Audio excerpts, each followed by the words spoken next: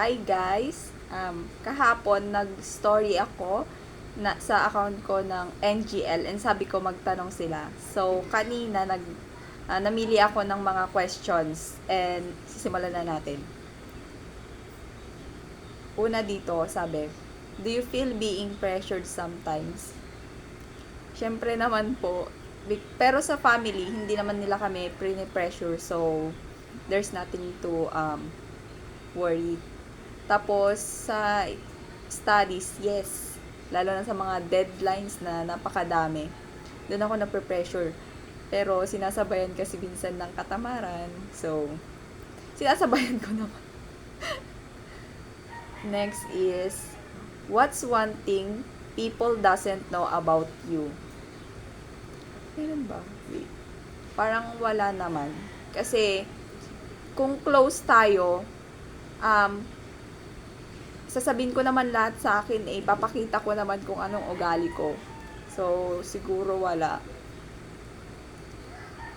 Next is, sino pinaka-trusted person mo? Except to my family, yung dalawang kaibigan ko from high school, si Mariel at Decimel. Next is, ilan nakachat mo ngayon? Guys! Meron ba? Charis. Wala po.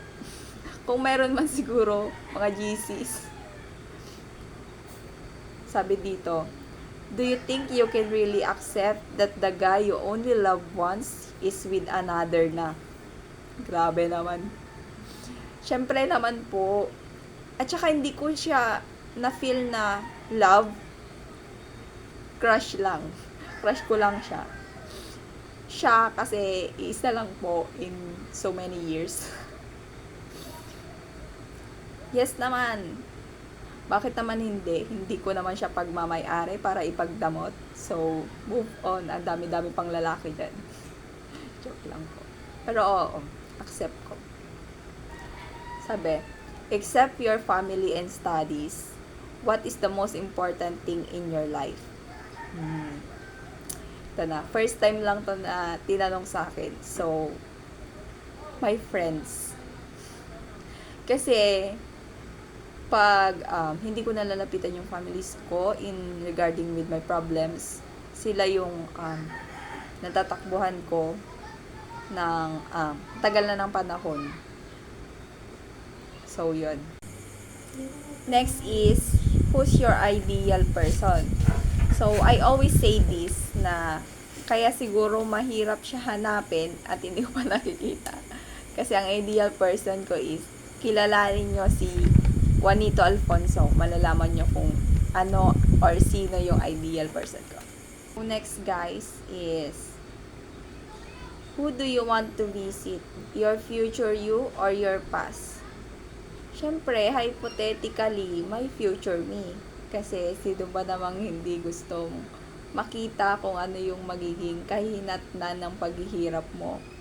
Like, magiging successful ba ako in the future? Kung makakahanap ba ng dawan?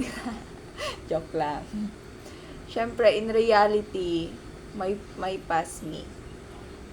Sarap lang siguro balikan yung time na wala ka pang iniisip na problema or wala ka pang alam sa problema, di ba? And last is, kung bibigyan ka ng isang pagkakataon para bumalik sa nakaraan, ano ang babalikan mo? To be honest, ay gusto ko yun nga, wala pa yung time na wala pa akong alam sa mga problema. Kasi growing older, ang hirap ng ikaw lang yung nagbibigay solusyon sa mga problema mo. Like, hindi mo siya nasasabi sa iba kasi what if i-invalidate nila yung feelings mo, di ba? So, yun. So, guys, additional question daw. Sino daw ang crush ko ngayon? Secret, hulaan nyo. Joke lang. Wala po. Hanapan nyo ako. Joke lang, hindi gaganon. So, that's it, guys. Sana nasagot ko yung mga questions nyo. Hindi man siguro maayos kasi biglaan. Pero, sana nasagot ko. Yun lang naman. Thank you, guys. Bye!